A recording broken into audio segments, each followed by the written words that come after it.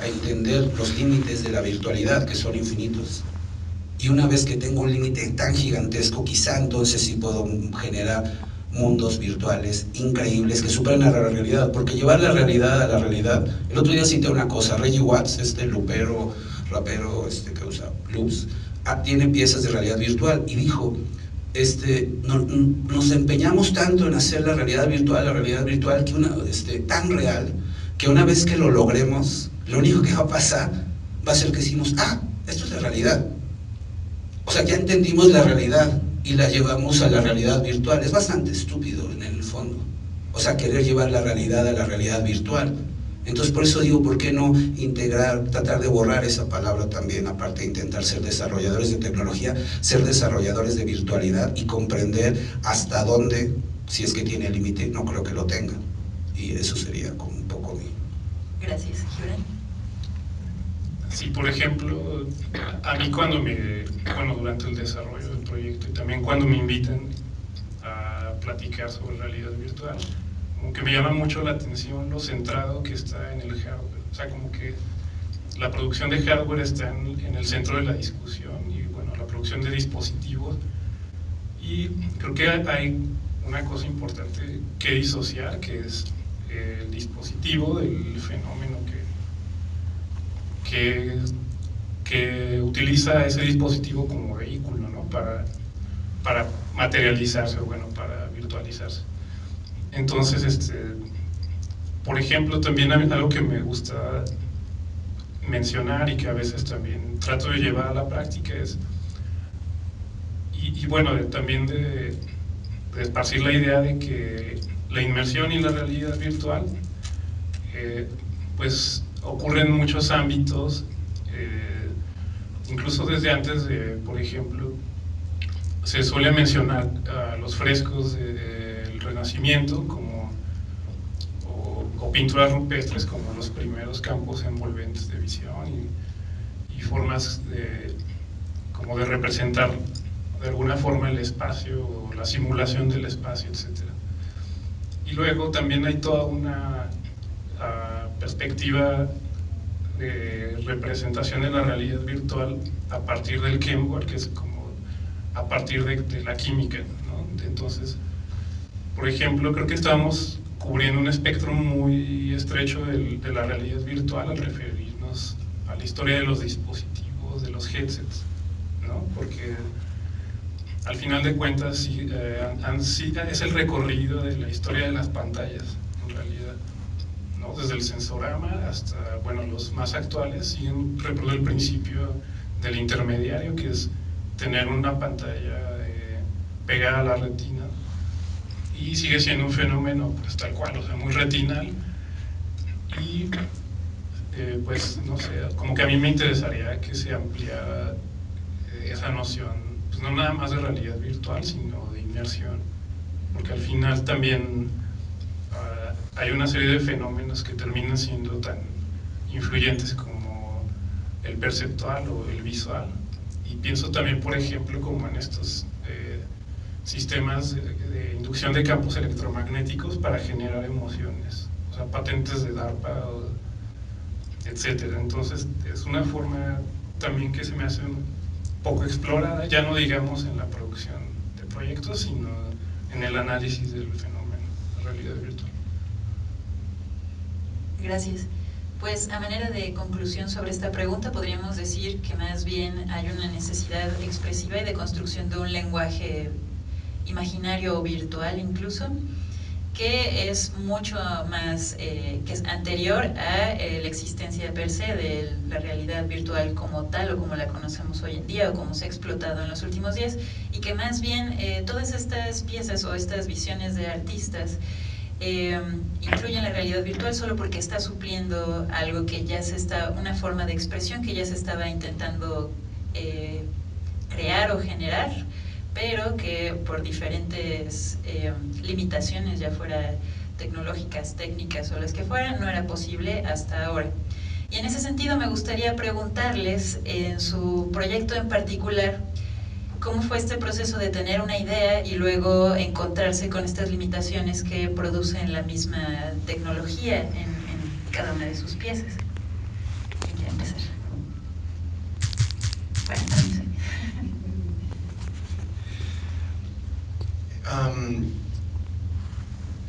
Para llegar a un proyecto de la magnitud que me parece digna de presentar ante el jurado seleccionador de PAPIAM, en mi proceso personal hay una serie de maduraciones en torno justamente a exactamente qué es lo que se va a proponer con mucho cuidado, con mucha precaución del alcance del apoyo mismo.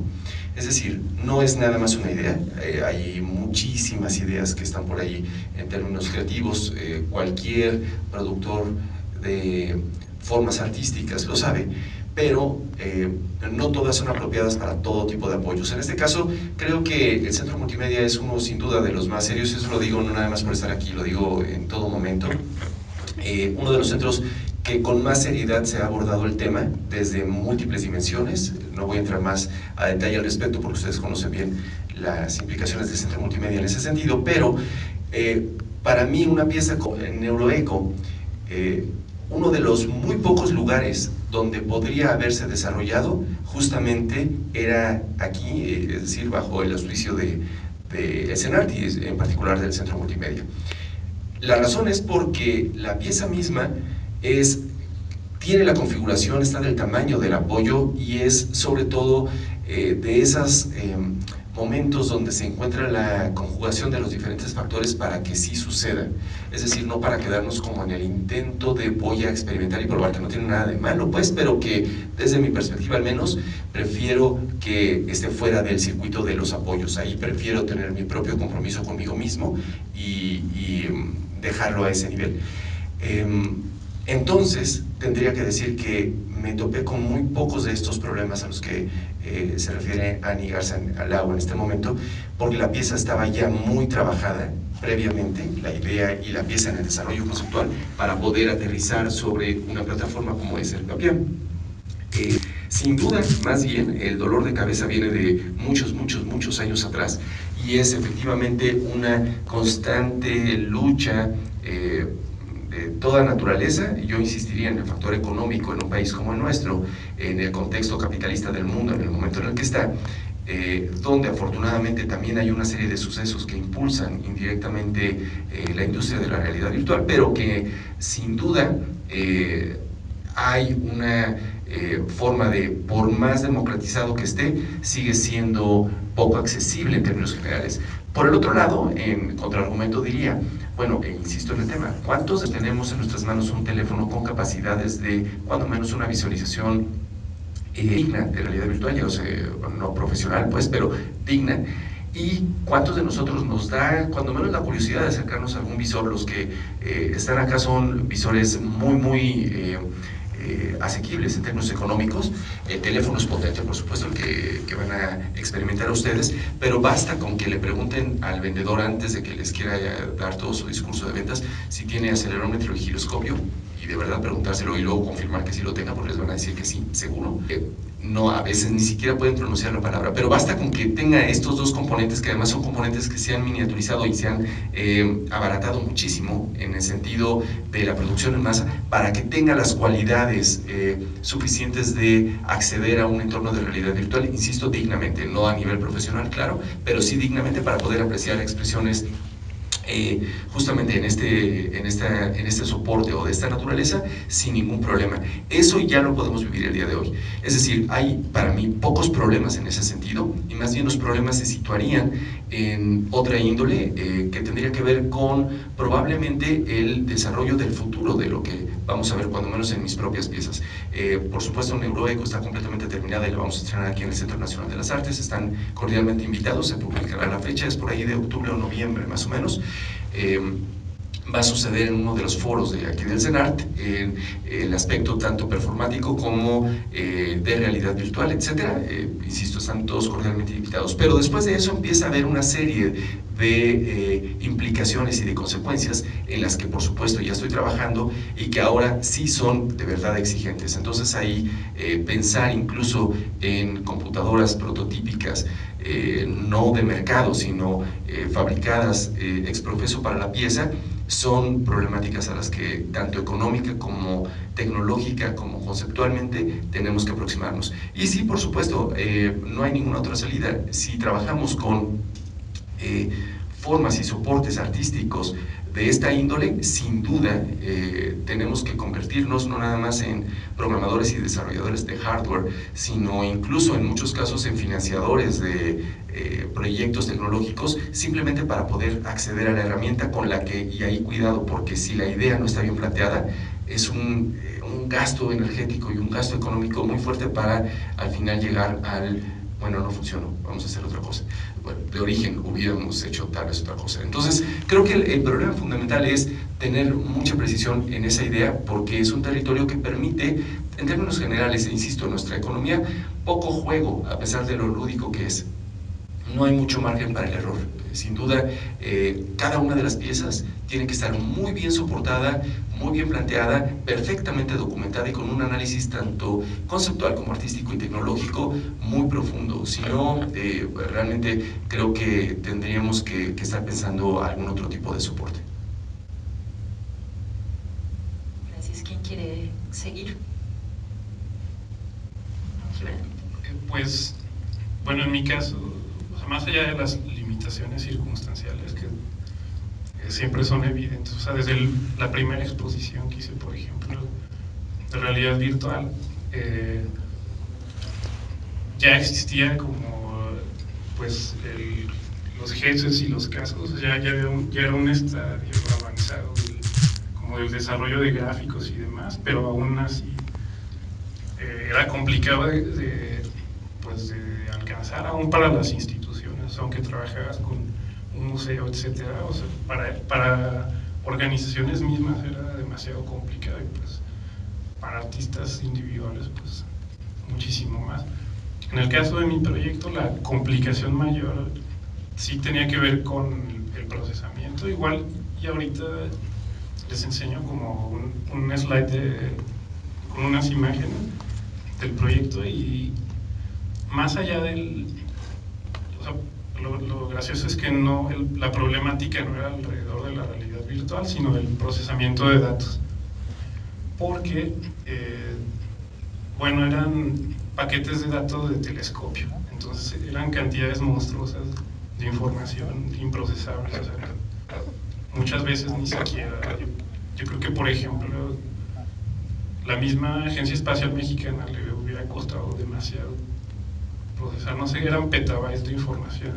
Entonces ahí lo interesante, y terminé sacándole provecho a una limitante que era, no es necesario tener o cubrir toda esa información, sino obtener insights, sacar inteligencia de esa cantidad masiva de información y obtener solamente lo que era relevante, ¿no? En el caso de mi proyecto.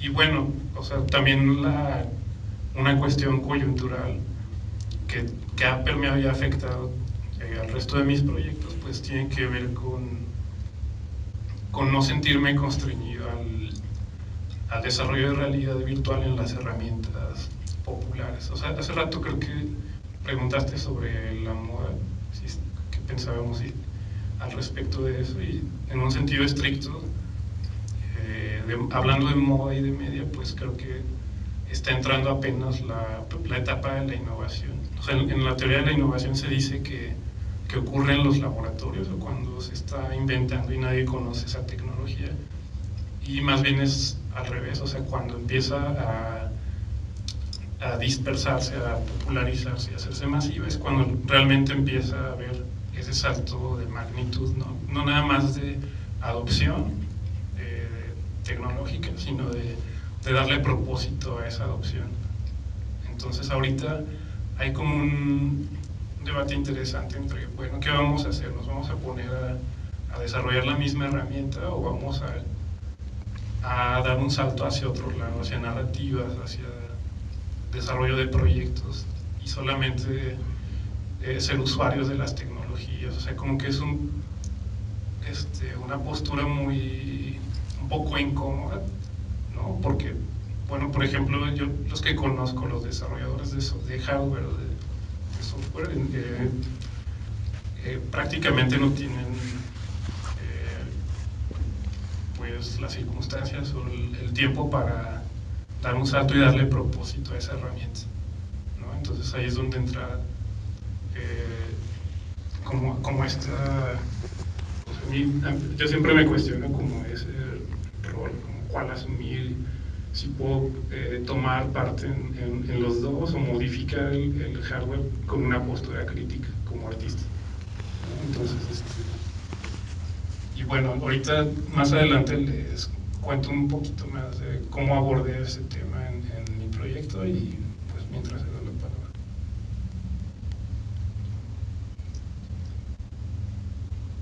Antes de que se me olvide. Pues más que de problemáticas, yo creo que a veces la principal problemática puede ser uno mismo, dependiendo cómo sean tus procesos. Yo, no obstante, puedo ser muy metódico y sistemático en los proyectos para terminarlos técnicamente. En los términos narrativos sí me engolosino. Entonces, aunque independientemente escriba un guión de lo que teóricamente se supone que voy a representar en 3D, de pronto, más allá de si me da tiempo de animar todo, hacer todos los escenarios, todos los personajes, que esto sí podría ser una limitante, necesito como 5 yos, y pues el proyecto era para uno.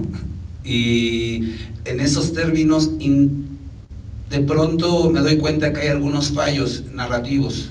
Uno es la abstracción narrativa de lo que yo no quiera que sea tan didáctico en lo que estoy contando, y otra cosa es que de pronto sí me doy cuenta que hay algunos fallos narrativos. Entonces, no obstante que haya terminado la pieza, como normalmente por lo menos de 2 o 3 años para acá estoy haciendo 2 piezas o 3 simultáneamente al año, llega un momento en que mis sueños, pues me tengo que partir el día por proyecto en 3, entonces tengo que trabajar de 2 a 16 horas haciendo 3D, lo cual sí te puede generar, por eso tengo esta como alianza con los sueños, que de pronto los sueños se empiecen a ver alterados de tanto 3D.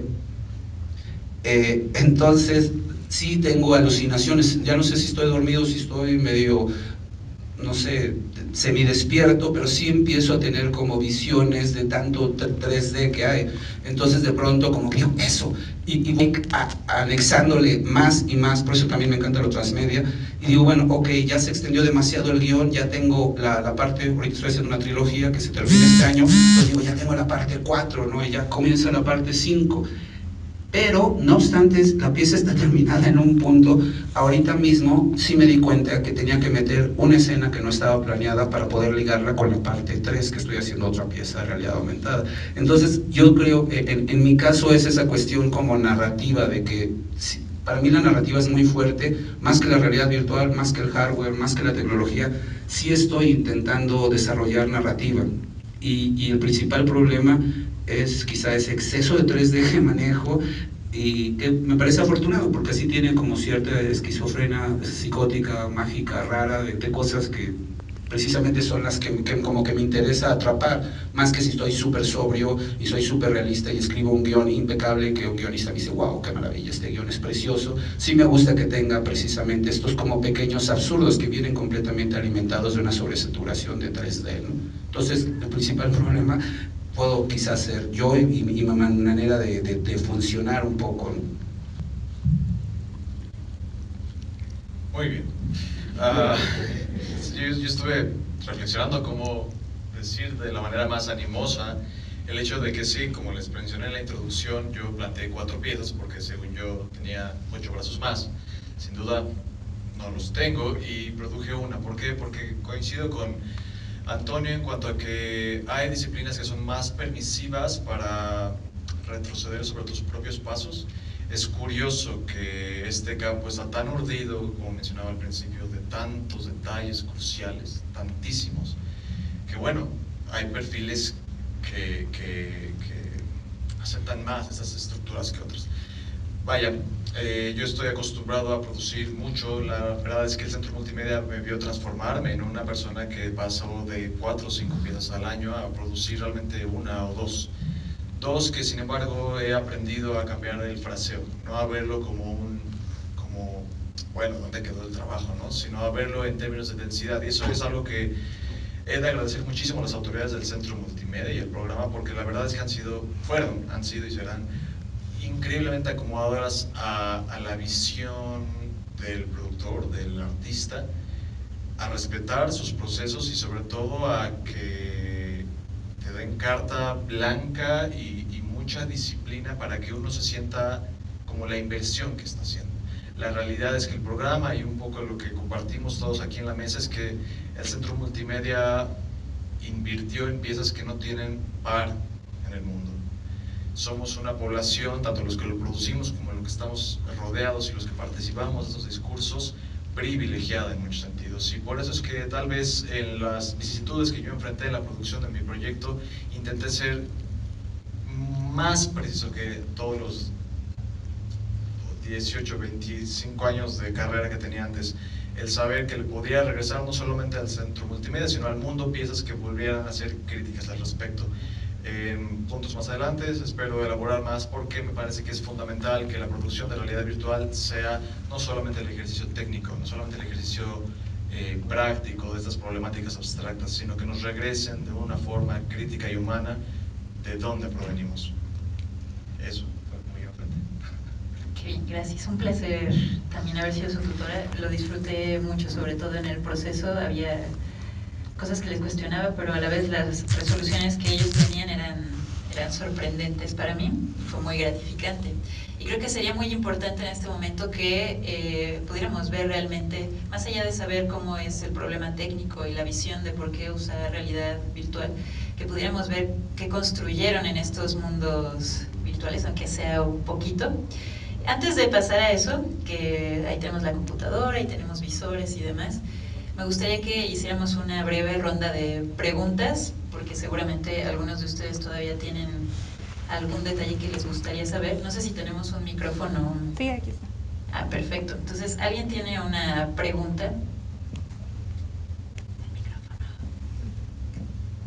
Levanta la mano, por favor, para que te vean. Hola, quisiera que me recomendaran realizaciones inmersivas donde, como menciona Germán, Gibran, perdón, es que no lo alcanzó, pues no sean tan visuales, ¿no?, sino más sensoriales. Una, otra donde puedo ver su material, y la tercera, a donde puedo escribir como para obtener sus asesorías o algo así. Esas son las tres. Asesorías o algo así. Sí, es bastante interesante. Bueno, está el Centro Multimedia, que tiene el laboratorio de realidad virtual. También hay un laboratorio de inmersión en el Centro de Cultura Digital, que también tiene sesiones abiertas al público. Y para obtener más información sobre cada uno de los artistas, rápidamente díganme sus sitios web. adrianregnier.com. El mío es gibranmorgado.com, pero sin acento y con doble N. Sí, julianbueneki.com, sin acento. Bueno, a ver, sí hay uno, antonioisaac.net, pero me interesó más el o algo así, donde podría mencionar mi actual laboratorio Principios de Artes de la Complejidad. Eso es un algo así, no es una asesoría, es un laboratorio de experimentación artística que en este momento de hecho se está llevando a cabo por auspicio del Fondo Nacional para la Cultura y las Artes en un pueblo mágico que es Real del Monte. De hecho, justamente en este momento estoy desdoblado porque sigue el laboratorio sucediendo allá y estoy con ustedes aquí como parte de las actividades del mismo, trabajando con tres ejes que son la relación entre arte y biodiversidad, arte y realidad virtual y arte y neurociencias. Al final, bueno, voy a estar por aquí unos minutos, si alguien está interesado, están también todos cordialmente invitados. Termina el sábado, entonces todavía tenemos dos jornadas muy interesantes. La de mañana, toda la jornada está desarrollada sobre realidad virtual y es en resonancia justamente a esta plática. ¿Puedo hacer un comercial también? De hecho, olvídense de mi sitio web, porque ahí nada más si quieren ver mi sinopsis, súper detalladito como un diario. En realidad, el sitio nuevo que estoy montando se llama Laboratorio de Artes Híbridas, y ahí pueden ver todos mis proyectos, que ya es como estudio, exclusivamente todos los proyectos de 3D. Empecé como con partituras gráficas para ensambles de improvisación animadas en 3D, de ahí pasé a un radiodrama 3D que ganó el CTM en Alemania, en el Festival de Berlín. Ahí es donde empezó la narrativa transmedia. O sea, esta idea del fin del mundo, y ahí poco a poco iré subiendo como los avances y las piezas terminadas. Está en la versión inglés y en alemán, y después sigue este mismo proyecto de Antonia, que de hecho está basado en Marte, pero es bastante nihilismo constructivo. Mi pieza de lo que hice aquí es el fin del mundo, se acabó. El último marciano decide que no logró salvar al mundo y se genera micosis, es ese personaje que está ahí, y se genera micosis y bacteria. Entonces los primeros transhumanos y marcianos después del fin del mundo solo son bacterias, y que comience la evolución de nuevo, ¿no? Ante su, pues sí, su depresión, porque la civilización humana fracasó, ¿no? Y ahí podrán seguir viendo más avances. Entonces, laboratorioarteshíbridas.com. Y luego hay talleres, por ejemplo, en el laboratorio, la próxima semana damos un taller en el laboratorio de inmersión. Yo estoy con las Flaminguettes. Si buscan en el C+, voy a dar partituras gráficas 360 para realidad virtual, y también aquí en octubre va a haber ese curso, ¿no? Y todos son gratuitos, está increíble. Y también en septiembre hay un festival en el Centro de Cultura Digital con los resultados del laboratorio de inmersión, en el que está Julián, también las Flaminguettes, Roberto Cabezas y una servidora. Igual mi sitio web también es anigarsalau.com. No somos muy creativos con eso. ¿Alguna otra pregunta?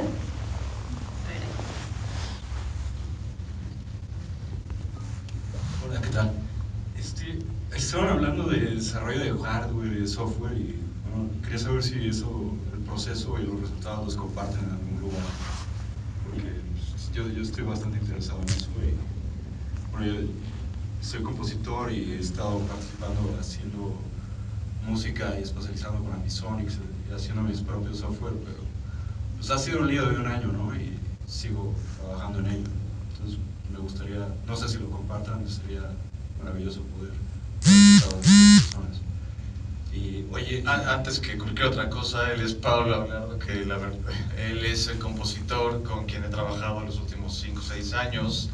LIG, las piezas de realidad virtual, tienen el honor de ser musicalizadas por él. Y sí, tantas preguntas se me pueden dirigir a mí como a él, porque es un reto la sonorización. Y por otra parte también quería saber si compartes esas partituras de 360. Pues, de hecho, hay la idea, como dije que soy un defensor del 3D, mi idea, por ejemplo, de impartirlo en el C+, o aquí mismo, es para que invitar a artistas sonoros y compositores, que muchos no saben hacer 3D, y les voy a dar un intensivo que les voy a meter mucha caña para enseñarles a hacer 3D, y que ustedes mismos construyan sus propias partituras y ya no sean gráficas bidimensionales, que generalmente la audiencia no ve, solo el compositor y el intérprete hasta que mueren muchos años después, y el reto es que las interpreten en tiempo real. Entonces ustedes van a hacer su partitura y al final se van a poner el visor y la van a tener que interpretar en tiempo real. Entonces así sí podremos ver que lo que el compositor concibe es lo que él interpreta. Un poquito ese es como el reto, ¿no? Entonces el del C+, en Morelia, pueden investigar, es por parte del sistema de retribución de FONCA, y son 40 horas, o sea, eso va a estar súper intensivo, primero en agosto y después en septiembre. Y ese mismo curso, para los que no pueden ir a Morelia, va a haber una versión abrevada aquí, pero igual súper depurada. Eso es en octubre, aquí en el Centro Multimedia, que también sacarán, y ese va a ser de 20 horas. Entonces, más que compartir las partituras, ustedes van a ser los que van a hacer las partituras.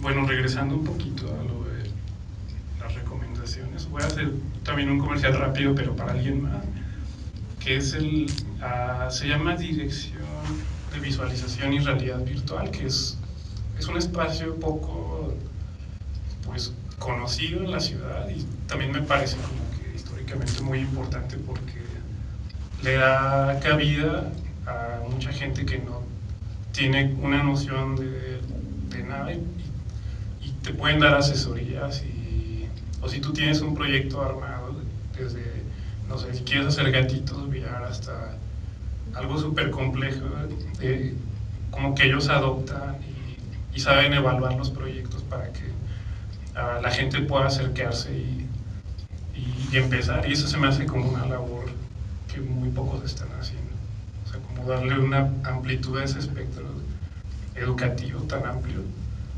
Y bueno, si me acuerdo de la página, se las comparto al final, porque ahorita no me acuerdo bien del sitio web. Bueno, como parte de la resistencia que hay ante el embate tecnológico y la potencia económica de las transnacionales en este mundo cyberpunk en la Ciudad de México además, sin duda me asumo como un total y muy activo, resistente en ese sentido, compartiendo absolutamente todo lo que voy generando en todos los procesos. De hecho, muchos de mis procesos los hago como procesos abiertos. Doy, por ejemplo, algunos cursos aquí en el Centro Nacional de las Artes, tengo una cátedra en la Universidad del Claustro de Sor Juana, tengo el taller de realidad virtual en la UNAM, etc. Y todos estos espacios constantemente los estoy utilizando. Otra vez reitero, el laboratorio que se está desarrollando en este momento en Real del Monte son exactamente compartir absolutamente todo lo que tengo, todo, es decir, cómo se diseñó el hardware, qué tipo de proceso estoy siguiendo, hago experimentos para mí mismo justamente ahí para saber en qué me estoy equivocando, qué es lo que no está funcionando, decir muy abiertamente ante los ojos de ustedes o de comunidades selectas o comunidades mucho más abiertas, esto no está funcionando y no va por aquí, entonces vamos a cambiar el rumbo en este momento. En este momento, pues, no es una simulación de vamos a hacer la réplica del experimento como para que vean cómo me equivoqué en un momento histórico, no, está sucediendo en ese momento. Estoy muy lejos de el concepto lineal de la narrativa y muy lejos de la representación, y trato de acercarme al concepto del acontecimiento en el arte. Creo que la realidad virtual lo permite, además de algunas otras, por supuesto, pero justamente ahí es donde creo que más entraría la forma de compartir. Creo que si no logramos hacer una comunidad, y no lo hemos logrado definitivamente, ¿no? Ojalá que en algún momento suceda, pero una comunidad lo suficientemente fuerte donde abiertamente se comparta la información, no vamos a poder avanzar mucho en ese sentido. Y en gran medida no lo logramos por las presiones económicas que hay. Aquí no podemos platicar en México mucho de cuál es mi nueva idea. Primero, porque si la converso con ustedes, en algunos sistemas, por ejemplo, de apoyo, ya no me permiten inscribirla simplemente porque la mencioné previamente. Y en otros, porque desafortunadamente hay mucho canibalismo, hay como 3 apoyos en México, estoy exagerando, ¿no? Y 4,000 propuestas. Entonces, sí hay un factor de canibalismo y no en pocas ocasiones las ideas probablemente de Gibran, de Adriano, de Julián estén en manos o en boca de algunos otros, creyéndolas presentar como propias. Es decir, existe esa problemática. Entonces, bueno, lo único que a mí me queda y uno de los espacios que he encontrado justamente es la academia, tanto a nivel de cursos como a nivel de talleres prácticos, como a nivel de laboratorios, ¿no? Con las distintas modalidades pedagógicas, para efectivamente poder compartir con toda el peso y con toda la intención institucional de la academia, no de las instituciones, pero del concepto académico, justamente todas las preguntas, dudas, incluso los experimentos que en algún momento dado juntos hacemos que fallen, pues, y que me parece que es a veces lo más valioso que podemos encontrar. Sí, todo. Código, hardware, no puedo regalar el hardware, pues, pero sí digo cómo hacerlo, ¿no? Entonces, sí, todo, claro. Hola, buenas tardes. Mi nombre es Jordi y tengo una pregunta. Yo como estudiante, me encanta este tema, vine aquí por curiosidad, pero yo quiero saber cómo puedo iniciar en el desarrollo de la realidad virtual. Desde cero, cómo, yo sé que ustedes son los expertos y nos cuentan mil cosas que ni entendí, pero de verdad quiero saber cómo poder llegar a entender todo lo que nos están compartiendo. De hecho, todos aprendimos un poco de manera autodidacta, entonces, si quieren compartir cómo fue su proceso. Sí, bueno, una vez más retomo la colita de lo que decía Antonio, porque él mencionaba una palabra que yo siempre busco cuando hacen preguntas de ese estilo, Jordi. El error es muy interesante. Curiosamente yo no producía video en animación. A la fecha no me considero, y yo lo sé, nadie me lo tiene que decir, no soy muy buen animador. Sin embargo, justo como decía Ani, lo autodidacta es muy interesante porque en una sociedad como la nuestra, la creatividad es un impulso fundamental, pero a menudo está cooptada por el miedo al fracaso. Y es algo que también está va junto con pegado del modelo educativo y un modelo capitalista o ideológico que busca definirse por logros específicos. Mucho de lo que la realidad virtual supone es el desarrollo de tecnología intelectual, ideas que, a distinción de otras, uno apoya y uno impulsa aun cuando supongan un sistema de errores. A la fecha yo me defino como que mis piezas son errores funcionales. Y en ese respecto también proviene el cómo llegar orgánicamente a esos temas, proviene de ver que te llama de las disciplinas que ya conoces, cómo tus aptitudes pueden engarzarse a las herramientas que poco a poco vas a apropiarte de ellas. Y esa es otra palabra fundamental. ¿Cómo vas a hacer tú de esa experiencia la tuya, única y irrepetible? Y en ese respecto puede haber muchos miedos, muchas inseguridades, pero una vez más, la única puerta que tienes que cruzar es la de hacerte uno con el error. Yo sé que es un poco práctica e inspiracional, pero la realidad es que si te dijera, ve por este hardware, este programa, que hay respuestas específicas, que por supuesto si las quieres te las podremos dar. Realmente es una cuestión más de qué te puede frenar y qué te levanta al final del día, ¿no? Y en ese respecto es un campo que es nuevo, con organización y con bríos, ¿no? Y con ánimo y con amor. Te voy a dar un punto contrastante. Si crees que estás en cero, no inicies, porque definitivamente no vas a poder. Nunca arrancamos de cero en ese territorio. Hace ratito decíamos, ya estábamos esperando que la tecnología sucediera. Me parece que en todo caso, si tienes estas inquietudes, hace mucho que comenzaste, entonces solamente es que te plantes 30 segundos en el espejo y te das cuenta que ya comenzaste. Pero si de verdad piensas que estás de cero, da la vuelta y ve a otro rumbo. De hecho, hay un consejo que le doy a los alumnos, pero bueno, normalmente cuando daba clases en la universidad, era que en el fondo no me necesitaban. Y es porque está mágicamente internet, y desafortunadamente los foros en inglés han avanzado más rápido, entonces si ponen en Google y preguntas how to make virtual reality, pues empiezas a ver todos los videos y poco a poco tú te vas volviendo el propio juez de cuáles te están diciendo lo que tú estabas buscando. Entonces justo en tu pregunta está la respuesta.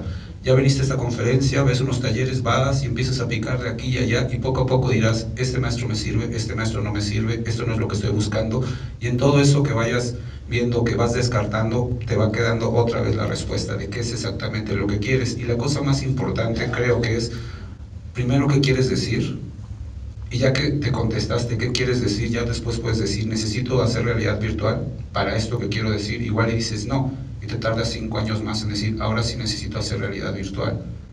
Eso sería, por ejemplo. Y la otra es que todos tienen un camino. O sea, más allá de que si yo vengo de ser improvisador y que luego quise ser compositor, lo sea o no, pero yo lo crea, y me entusiasma, o más allá de si soy buena o todas estas, es yo tengo ganas de decir algo en específico y me uso las pocas herramientas o muchas que tengo para decir lo que quiero. Entonces, todos tienen un camino distinto. Y eso es lo que te va a hacer único. Te ves en el espejo y cuando, o sea, por ejemplo, como improvisador, me salgo un poco, tú te ves y muchos dicen, ay, es que yo quiero tocar como tal, olvídalo, jamás lo vas a lograr. Tú tienes que verte en el espejo y decir, yo quiero ser Julián Bonecki, y un día verte y decir, wow, soy Julián Bonecki, y sentirte súper satisfecho, aunque suene narcisista, porque entonces ya amas tu trabajo y ya encontraste que tu trabajo te está dando el fruto de lo que tú querías decir, ¿no? Entonces creo que también va por ahí. Solo se trata de ser tú mismo y ver si, más allá de que quieres estudiar, pues nada más ver qué sientes que te acerca a ser tú mismo. Yo iría por ahí, ¿no? Creo que un poco sobre lo que dice Julián, más bien cada uno de nosotros tiene una forma diferente de acercarse o de realizar cosas con realidad virtual. Por ejemplo, yo vengo de videojuegos y programo. Soy malísima para animar y para modelar 3D, entonces mi aproximación es diferente. Julián es súper bueno para hacer 3D y logra esta calidad de 3D. En fin, Adrián está más desde el lado de la animación y la parte narrativa y conceptual de visual. Entonces cada uno tiene una forma diferente de aproximarse. Tampoco te podemos decir, mira, lo primero que tienes que hacer es aprender a programar, usa Unity y luego modela en Maya. No hay un solo camino, hay muchas formas de acercarse a la realidad virtual. ¿O no? ¿O no acercarse? Aquí hay otra pregunta, por favor.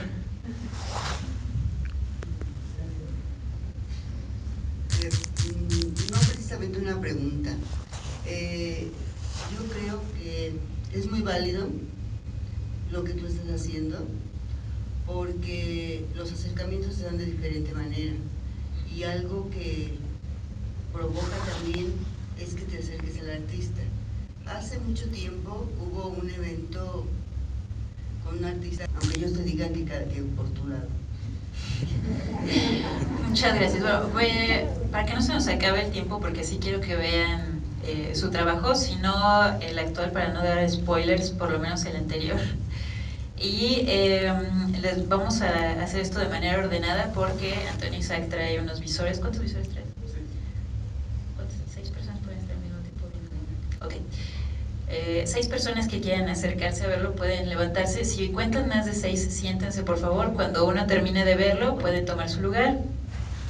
Son estos 6, vamos a irlos justamente haciendo como un flujo y, perdón, 8, porque aparte tengo el clasiquísimo Viewmaster que no se puede perder esta tarde. Es decir, no puede haber una charla de realidad virtual sin que experimentemos realidad virtual. Entonces, creo que lo podemos hacer con flujo, tal vez en el momento ya como de despedirnos. Y también tengo la pieza de museo. Les voy a pedir que quien la quiera ver, por supuesto, también acérquense, y están todas las, bueno, traigo algunas fotografías de principio, o no se acerquen también, ¿sí?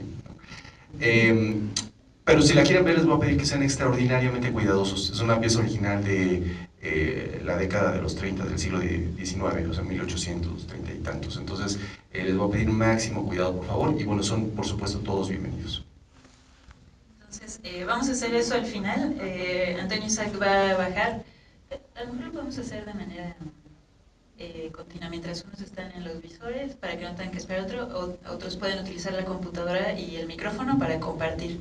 Entonces, si quieres, Antonio Isaac, tú administra la parte de abajo. 1, 2, 3, 4, 5, 6. Ya, ahí está. Y mientras Julián, que está ya en la computadora, nos va a mostrar un poco de lo que está haciendo brevemente.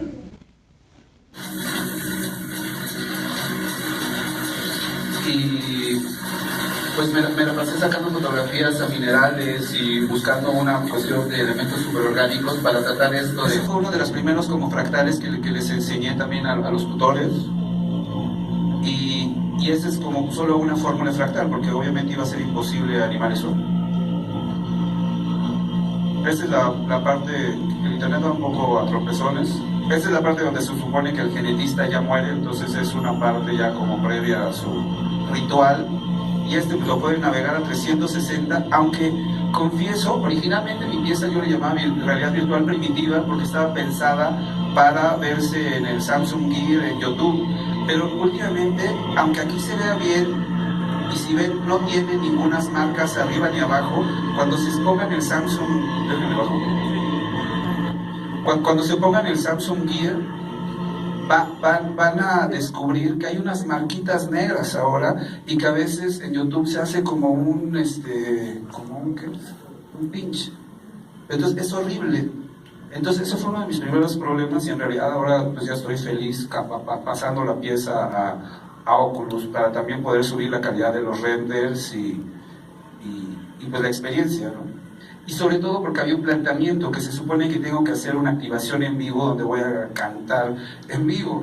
Y ese sí fue un problema, darme cuenta que obviamente como yo nunca había tenido teléfono con giroscopio, pues ya una vez que lo tuve dije, wow, hay mucha latencia, no hay manera que yo pase del teléfono hasta una computadora o a un proyector, o sea, fracaso número 1, ese sí fue un fracaso. Entonces dije, no pasa nada, ahora que pase, ya le entrega, me compro un Oculus, empiezo a vertir todo y entonces sí ya puedo proyectar la experiencia. Esa es, por ejemplo, una solución que se salió dentro de mi propuesta por no tener la tecnología. Uno es saber lo que puedes hacer con la tecnología, pero hasta que no la tienes en tus manos las 24 horas al día no te puedes dar cuenta, obviamente, de los problemas, ¿no?